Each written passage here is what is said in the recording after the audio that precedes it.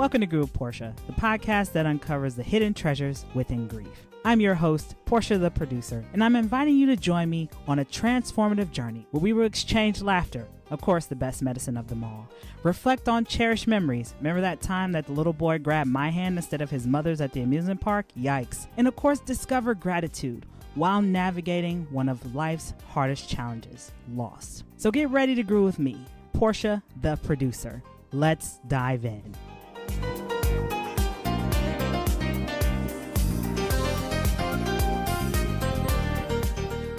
Hello, everybody, and welcome back to Grieving with Portia. I am your host, Portia Booker, and as always, don't forget to like, share, and subscribe to keep up with the latest and greatest of all with Grieving with Portia. So, those of you who know, I run grief groups locally, and I run the parent loss groups and the suicide loss groups. And what I tend to find often in my suicide loss group is the heaviness that continues to still circulate amongst each of my participants. And when I go back to the day that one of my dear friends died from a completed suicide, I remember standing in that world of paralysis, confusion. I remember crying and screaming and not understanding why. And I think about how much I wish that I would have had some other tools then to support not only my friend's family at the time, but also even the participants who I continue to work with today. So today, everybody, I have the honor of being joined by Dr. Jennifer Levin, who is a nationally recognized grief expert in the areas of sudden loss and unexpected loss. She is also credentialed as a fellow of thanatology, but those of you who don't know what thanatology is, it's the study of death, dying, and bereavement. And she is also the author of the book, The Traumatic Loss Workbook. So welcome, Dr. Levin, to Grieving with Portia. How are you today? I'm doing great. And thank you, Portia, so much for having me with you. I'm excited because I think there's still so much work we have to do, Dr. Levin. And I'm sure that you've seen in the work that you're doing that there's still so many conversations we need to have, right? Absolutely. Especially in the workforce. So before we dive in, Dr. Levin, what are you grateful for today? Oh, what am I grateful? Well, I just came back from just a beautiful hiking trip in Quebec, and just Wow.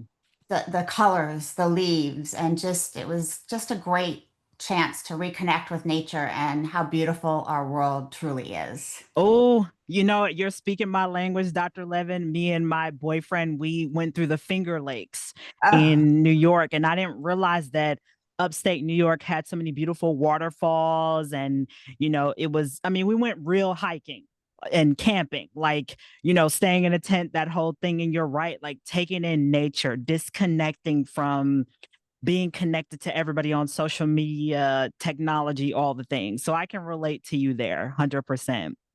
yes. Dr. Levin, I think about, as I mentioned in the beginning, in the world that we live in, we're so busy, right? And I think about how grief has become more integrated into conversations today. I recognized that shortly after my mom made her transition because I was very vocal about it. And I'm curious, Dr. Levin, from your expertise, from your experience, what do you tend to continue to see in the workplace when it comes to grief and the loss of employees that continues to be that trend that's not being helpful? And also, what can leaders do to really change up their approach when an employee makes their transition? Wow, big questions to start off with. Well, there's so much grief right now in the world in general. I've been in this field for 35, 40 years, and I don't think it's ever been this heavy. There's such an intersection right now between death and non-death losses, and we feel grief whenever anything is taken away from us. And so there was a study by empathy.com that showed us that 25% of employees are grieving at any given time. And that's the death of a loved one. And I don't know that a lot of employers know that. And that's not, somebody who's died in the workplace. That's just carrying that grief. And so, given just the fact that 25% of the workplace is grieving at any one time the death of a loved one, and all of the losses that are happening in the world right now, whether it be restructuring, whether it be financial loss, whether it be health or other things, there is such a heaviness of grief that we are experiencing. And so I think that leaders really need to acknowledge this grief, that this heaviness, this uncertainty, this what it feels like to have the rug pulled out from underneath you, and to understand what grief looks like in the workplace. Because there's a lot of times we don't know what grief looks like. It's not this sadness that you might see in the movies, and absolutely that's a part of it. But grief can show up as anxiety, irritability, loss of productivity. It can show up as an inability to concentrate, to focus, to mistakes in work. And so, for leaders to really understand what grief looks like, because it's going to hit their bottom line, but to understand and then to be able to develop programs and a culture that really Yes. understand and values that grief is part of our human existence. There's nothing wrong with us when we're grieving. It's part of who we are. And so we can't leave grief at the door. It comes to work with us. And so for it to be allowed to have that human emotion, to be with us and present in the workplace, it's there already. So for it to be acknowledged and it to be supported, I like to say that grief, when we let somebody off for bereavement leave, it might be 3, 4, or 5 days. They're not grieving during those 3 or 4 or 5 days. They're doing logistics, they're traveling, whatever. Grief starts when they get back to work. So employers realizing that if something actually were to happen in the workplace, whether somebody has an unexpected medical crisis, a heart attack, an aneurysm, whatever it may be, God forbid, a suicide, an overdose, whatever, that's going to be there for a really, really long time. And so employers really need to make sure they have a comprehensive program and strategy in place to care for the well-being of their employees over the long haul. So that was a lot at once. I hope that, yeah, No, and you're right. I love how you brought up about the 3 to 5 day leave, right? yeah, Because I think and not leaving grief at the door, because you're right. That's your thought for however long, right? Every day, the minute that you're back to work. I mean, the minute that you get that call that yeah, something happens, your mind is already checked out. You're not the same person yeah, in that instance, whether, it's you've known that you've had a parent who's been ill for some time and then they, slowly transition, or if it's a sudden thing where you had talked to your sister earlier in the morning and then you get a phone call that she died in an accident, yeah, right? You're a different person the minute that grief hits you, that loss hits you. And yeah, I think when it comes to workplaces, there needs to be a space held for employees to feel safe to talk about the loss, especially of their coworker. If you've been yeah, coming to work for the last 20 years and you've been seeing Leslie sitting next to you, you know her family, the struggles that she may have had depending on the relationship that you had with her, but you saw her every day. And then yeah, to all of a sudden she's not there, yeah, and all your coworkers, nobody's allowed to address the elephant in the room. And Dr. Levin, you have a work kind of like a framework, right? mhm, That help corporations and things implement to really help kind of ease up on this very restrictive 10-man approach to grief. Can you share that with our audience today? yeah. What I do is I actually like a proactive approach. Unfortunately, it's not like if something's going to happen, it's when something's going to happen. And I don't mean that as a fear-based tactic. It's a reality-based tactic. Something, if you're a business and you have people, death is a human experience. And so I like to work with, I have a business called Traumatic Grief Solutions. And we like to work with businesses to proactively prepare for what's going to happen in the office setting. Whether it's a traumatic event of an employee actually dying at the office or outside of the office or an employee's family member. And I'm not talking about a policy because policies don't care for people. That doesn't do anything. Can you say that again for our audience, Dr. Levin? Please say that again. Policies do not care for people. People care for people. And so many businesses have what we call EAPs, which are amazing organizations, employee assistance programs. And they'll come in after a death has occurred and they'll do critical incidents debriefing and crisis counseling and all that. And that happens in the first couple of days. But what happens after a death? We're in shock, we're in disbelief. So research shows, or the data shows, that we don't really go in and take advantage of that. Or if we do, that's one set of feelings. But what about how we're feeling 2 weeks, 4 weeks, 3 months afterwards? That's when employers are falling short. That is when the true impact of the loss has sunk in. And that's where Traumatic Grief Solutions wants to work with employers to be prepared on how are you going to address that. So we help, number one, with crisis support. If something has happened, you can give us a call and we'll come in and help you with your strategy at that moment. But our favorite thing to do, and we love working and partnering and teaming with businesses who want to invest in their employees and strategically prepare in advance and go through our model on what it is, that the 5 steps that we have. And it starts off with examining first, how prepared are you? And then going through this process to get prepared. And it's involving, certain parts of training and building a resource kit, and or I should say resources, and identifying what needs to be done so that you have the right culture to support your staff. And I appreciate you being very transparent about this, Dr. Levin, because you're right. Policy only sees the wording, right? It doesn't see the individuals themselves, the little nuances within each and every circumstance. And, I'm glad that we're talking about this too, Dr. Levin, because one of the things that I think about too is how we talk about grief, right? When there's a transition of some sort, whether especially traumatic ones, suicide, overdose, homicide.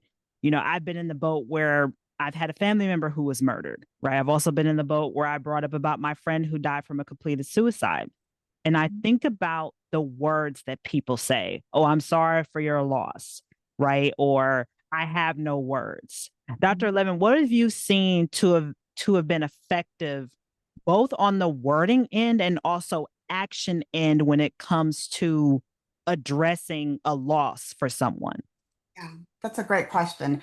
I've led countless number of groups, and this is always such a big topic that comes up of like, oh my gosh, you're not going to believe what so and so said, and there's even books written about that. But some things, and I do trainings about this, and I actually have a tip sheet for employers on what to say and not to say to a grieving employee. And some of them, they're kind of shocked, but obviously you never want to minimize or compare a loss. At least you didn't lose this, or when I experienced the death of my grandmother or whatever. Every grief is so unique. I mean, yes, there are patterns, and it's something we all go through, but it is such a unique experience. Whenever I lead a group, when I lead a support group, I always start off with, we are not having any competitive grief here. This isn't a competition. Your loss is your loss, and it is incredibly painful. So you never, ever want to minimize, compare. And when somebody is grieving and actively grieving, it is all about their experience. And so providing advice, not very helpful. It's all about them. Also, things saying like, you're so strong. Oh my goodness, the people I work with hate that. Usually they'll say like I have a choice. Like I would really choose to go through this. So if you're on the outside watching, basically what you're saying is, I don't think I could ever go through this. And you don't have a choice. Or You're, I can't support you, essentially, is what I'm thinking, because you're so strong. So, what else can I do for you? yeah, yeah, but avoid things like that. Another thing that you really want to avoid is saying to somebody, call me if you need me. If I can do anything, call me. So oftentimes the person who's grieving, either number one, is so overwhelmed, they don't even know what they need. And number two, they're not going to make that call. So if you really want to be of help at the workplace, you could say, is it okay if our team brings dinner on Friday night? Or we've organized this. Can we drop it off? Or if it's a friend, you know, can I pick up the kids after school on Thursday? I see the lawn needs to be mowed. We're going to come over. Is that okay? But do specific things that you initiate. Don't ever, ever put the onus on the person who is grieving. Don't ask them to call or need, put them to ask for what they need. Right. Yeah. Right, because I tell people all the time, like, your mind is filled. I mean, you're especially if you're in the initial of planning the celebration of life, if you've got to call family from out of town, you've got to wrap up loose ends, the bank statements, and calling, insurance, whatever. Your hands are strapped. And I always tell people, a lot of times people need a meal, right? You can organize a meal train. A lot of times if they have kids, offer to, pick the kids up, and even just offer to just be there with them. Cause that was one thing, Dr. Levin, that I know I struggled with because I was still running my business still at the time after my mom transitioned. And sometimes I just needed someone to sit with me over Zoom where I could get work done. Just sit with me where my mind isn't all over the place. I'm crying. I'm just sitting here paralyzed. Yep. Or even ask, can I come over? Would you like to talk about it? Or would you prefer to take a grief break? Mm, I'm a big fan of choices. And like you said, you're so overwhelmed. So just two, you know, would it be helpful to talk about your feelings? Or would you just like me to sit with you? mm. So, Thank you for reinforcing that grief break, because I don't think people realize that they are allowed to put their grief on the shelf. Don't leave it there, right, but put it there on the shelf because it's an everyday thing, and slowly learn to incorporate it into your everyday, yeah, right? If you got to have a pillow rage fit, or, you know, put on that song that makes the waterworks show come up. yeah, yeah, yeah. Another thing to avoid are signing meaning or rationalizations.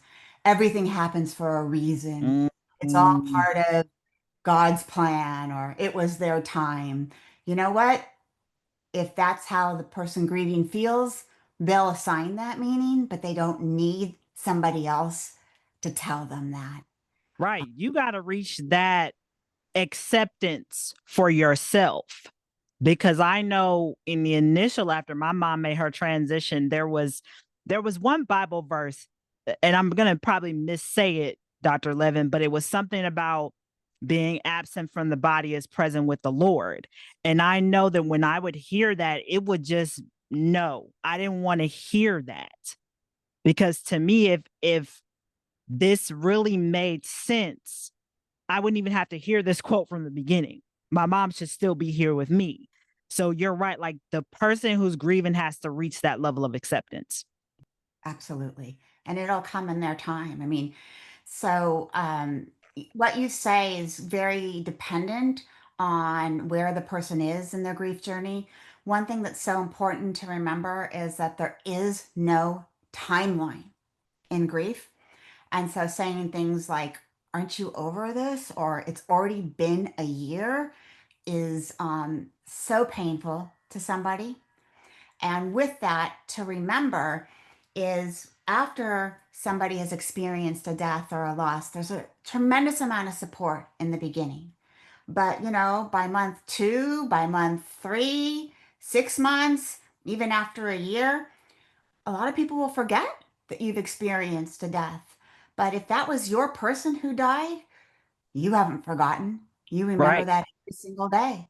And so, really supporting somebody means not forgetting, remembering constantly, because a lot of the clients that I work with will say, I'm watching everybody else's life move on, and I feel totally forgotten. Yep, that ooh, you preaching over here to the choir, Dr. Levin. And one of the things that really helped me outside of the amazing support system that I've had through my grief journey was I really dove into a lot of books. And you also have a book called the Traumatic Loss Workbook. Can Yes, you share with our audience, Dr. Levin, how they can use this workbook as they're working with their grief? absolutely. So I developed the traumatic loss workbook, powerful skills for navigating grief after a sudden or unexpected death, because there aren't a lot of resources out there for individuals who've experienced a sudden or unexpected death.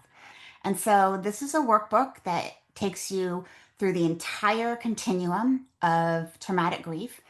It's something you can do right afterwards, or it's something you can do a year later, because there are skills that are appropriate for the entire continuum, as I mentioned, those grief attacks, holidays, how to deal with the acute stuff.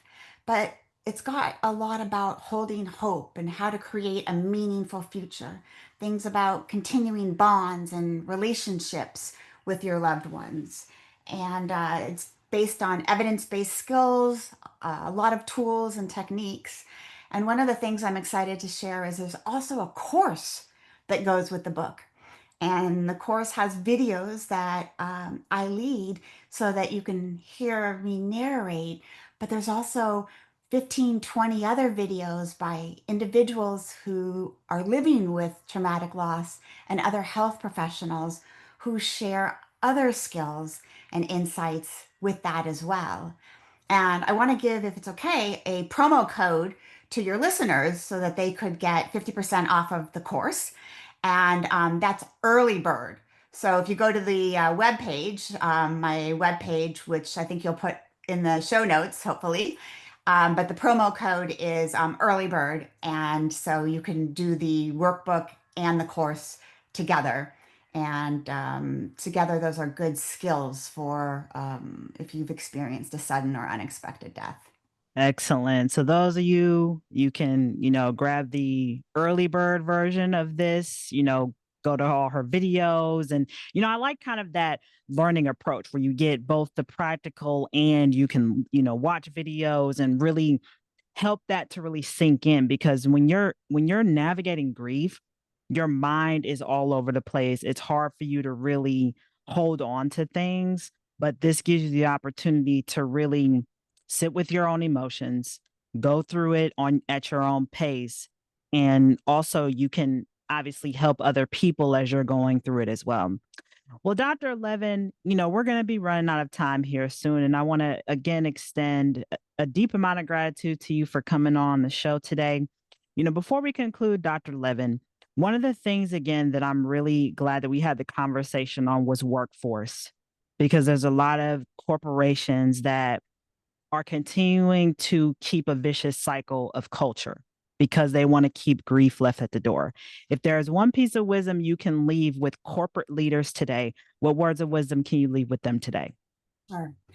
Grief costs the United States over $100 billion each year in loss of productivity, absenteeism, and turnover.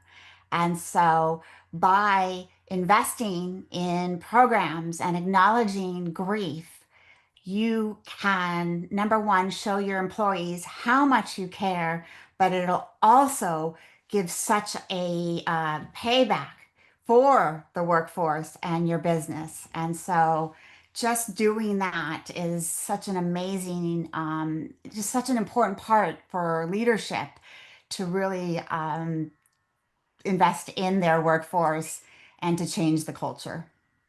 Yes, when you invest in your people, they will reciprocate. It's been Absolutely. proven time and time again. Well, everybody, that was Dr. Jennifer Levin that you heard from on Grew with Portia. And that concludes another episode. And until next time, everybody, peace and hair grease.